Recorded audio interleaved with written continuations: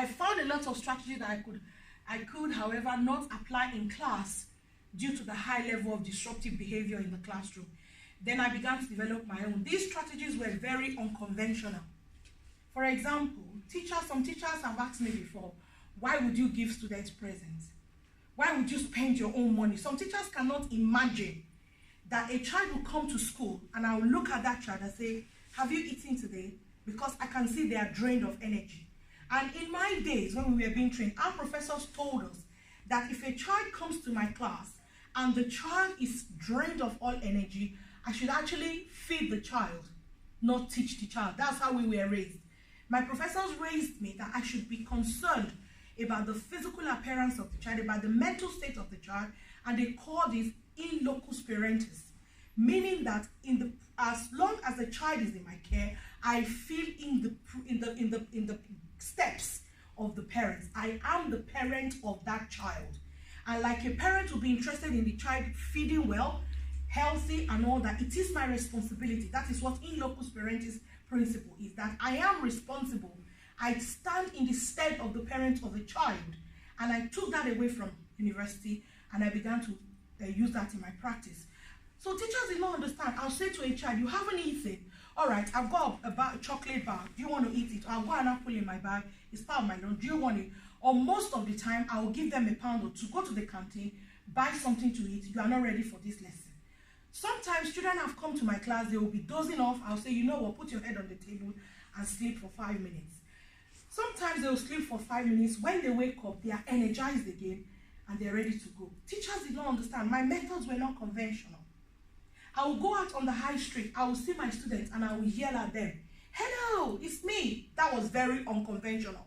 In fact, many teachers deliberately don't live in the same city where they teach because they don't want to meet their students outside of school. And I actually always love meeting my students in the city center, which is the reason why my children don't actually like working with me on Northampton High Street. Oh, mom, you know everybody. You greet everybody.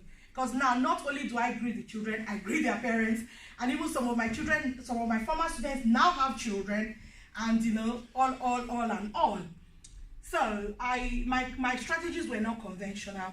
So much so that students would repeatedly ask me this question, Miss, are you really a teacher? 2012, when I became a supply teacher and I started going from school to school, each school I went to, as soon as I came into the classroom and I start talking, a student must ask me, who are you? Are you a teacher? You're very different. You don't do it like other teachers. Some students have said to me before, why?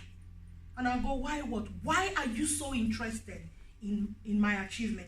Why are you really interested in me doing well in math, science, or English, whatever you're teaching? Why do you care so much? Who's paying you to do all of this job? And I'll look at them, I'll say, well, this is my passion. My why is in the future to see you become the best young man, young lady that you are created to be. That is my why. That is my purpose. That is my passion. Seeing the transformation in the lives of young people is what drives me.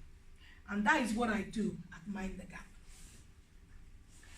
They asked simply because they had never found it or imagined that a teacher would act and talk the way I did. They could never imagine that a teacher would understand their language, let alone use their language. So my style fascinated them. I underline the word fascinated. Once I got their admiration, I got their undivided attention, and then their respect, and I could teach them. I underline those words because now, at least in 21 years of teaching, I am a professional in this field of teaching, in the field of pedagogy. I am a professional in my right. I can assure you, any teacher that's able to fascinate the 21st century child in her classroom or his classroom will get their admiration. And that teacher will therefore get their rapt, undivided attention. And then their respect. That teacher would naturally earn the respect of the children, and that teacher would be able to do their job of teaching.